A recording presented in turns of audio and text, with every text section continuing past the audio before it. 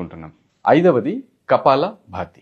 మీరు ఇప్పటిదాకా కపాల భాతి ఎలా చేయాలో వివిధ రకాల్లో చేసి ఉన్నారు.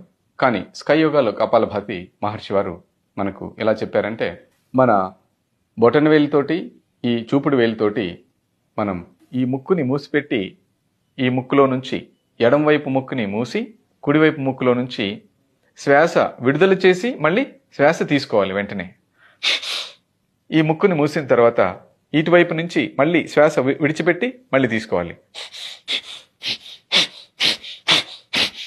ఈ వ్యాయామం చేస్తున్నప్పుడు మనం మన మూలబంధనం వేసి ఉంచాలి, యానల్ లాక్ చేసి ఉంచాలి.